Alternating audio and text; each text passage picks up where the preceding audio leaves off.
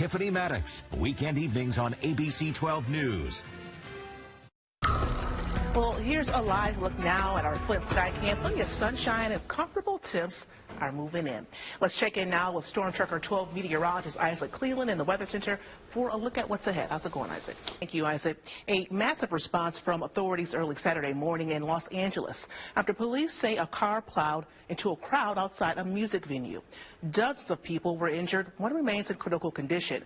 Here's ABC's Melissa Adon with the latest. And back here in mid-Michigan, a family is mourning the loss of a Flint woman who has died after being stabbed to death on her 50th birthday. Michigan State Police say Tasuela Williams was discovered lying on the sidewalk severely beaten and stabbed. This happened on July 1st around 3:45 a.m. outside of Marion Hall in Flint. Williams was taken to Hurley Medical Center for emergency surgery. She was later declared brain dead. Police have not provided any information about a possible suspect or a motive. The family is now seeking answers as to who did this and why. We start at 6 with breaking news as a train has derailed in Saginaw along the river. Let's take a look. This is drone footage sent to us by a viewer. There were no injuries and there was no hazmat situation. It all happened before 2 this afternoon.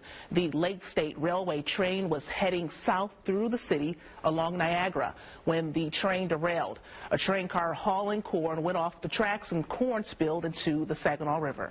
The commercial Lake State Railway says a cause for the derailment is not known at this time. The tracks belong to Huron and Eastern Railway. Officials are asking the public to stay away from the area while cleanup continues. All right, thank you, Isaac. And thousands of people will be in downtown Detroit tonight when the Lions take on the Minnesota Vikings. Detroit Interim Police Chief Todd Bedison says he knows the deadly terror attack that recently happened in New Orleans is on people's minds. Bedison couldn't go into specific details about the safety plans in place, but he says you will notice a more significant police presence downtown tonight and that law enforcement will be on heightened alert. And some kids in mid-Michigan had the chance to show off their basketball skills at a special community event today in downtown Flint. The basketball cop event took place at the McCree Flat Lot on B Street from 1 until 4, and the goal to create a fun, relaxed space where local youth could connect with police officers outside their everyday roles. Families enjoyed free food, games, and a friendly basketball tournament, all in a safe, welcoming environment. Agencies taking part included the Genesee County Sheriff's Office, Michigan State Police, the City of Flint Police Department, and the University of Michigan Flint Police.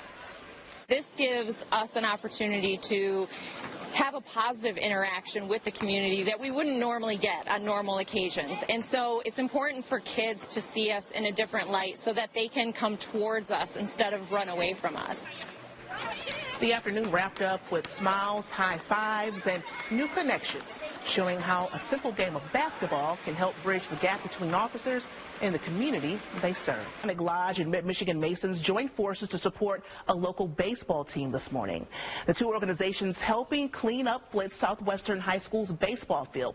People brought out shovels, edgers, rakes, bags, and even wheelbarrows to get the field cleaned up the right way, all to make sure that student athletes have the opportunity to have a season this year. A Metro Police Authority sergeant will not face charges after firing at a suspect at an end of a chase in Davison Township last month.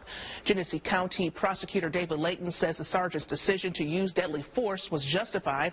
Our David Sackrider shows us the chase that led up to that decision and why the prosecutor is declining to issue charges. An update out of Shiawassee County. Owasso City Council adjourning last night's meeting regarding a proposed increase in water rates before any business was conducted.